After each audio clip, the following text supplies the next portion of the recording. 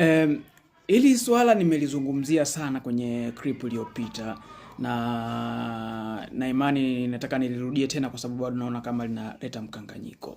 Kiuhalisia au kiukweli ni kwamba mayai haya hayana madhara yoyote, lakini moja kati ya madhara ambayo yanakuja ni pale ambapo wafugaji wanakuwa sio waaminifu.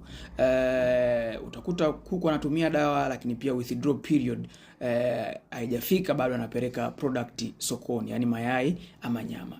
Kila dawa inakuaga na withdraw period yake, kwamba unapokuwa unatumia kwenye mfugo kunafika kipindi fulani ndipo ambapo inaruhusiwa kwa product kutoka kwa kuku ambao ni mayai au nyama kupelekwa sokoni. Kwa watu wengi wamekuwa wakikiuka hicho kitu kutokana na kwamba labda kuogopa hasara na nini, ndio maana watu wengi wanakosea. Kwa mfano dawa hii ina kitu hicho hapo, sidhani kama kitakuwa kinaonekana au kwa sababu ni nani withdraw period, japokuwa ni maneno ambayo yamegeuka, lakini kwa mfano kama hii dawa imeandikwa kwamba withdraw period kwa meat, sheep and pigs ni siku 10, kwa nyama lakini pia kwa maziwa ni siku 4. Unaona imeandikwa hivyo. Kwa maana yake dawa ukiitumia uruhusiwi kupeleka product yoyote ndani ya siku hizo 4, kwa sababu bado hiyo dawa itakuwa bado kwenye nyama au kwenye maziwa. Kwa hiyo madhara ambayo anakuja kupata binadamu ni kwamba sio madhara ya moja kwa moja, bali ni madhara yale ambayo tunasema madawa mengi ambayo tunayatumia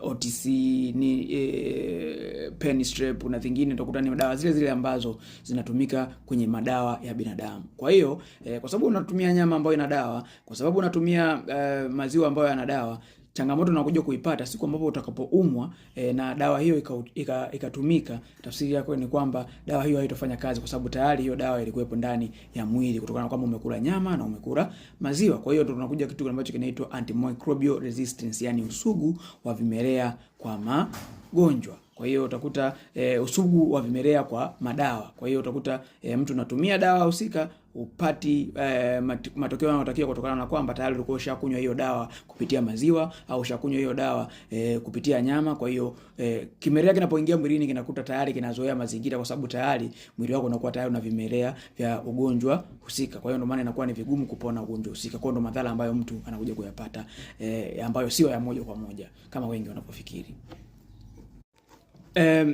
Hili swala nimelizungumzia sana kwenye clip iliyopita na imani nataka nilirudie tena kwa sababu bado naona kama linaleta mkanganyiko. Kiuhalisia au kiukweli ni kwamba mayai haya hayana madhara yoyote, lakini moja kati ya madhara ambayo yanakuja ni pale ambapo wafugaji wanakuwa sio waaminifu. Utakuta kuku anatumia dawa lakini pia withdraw period haijafika bado anapeleka product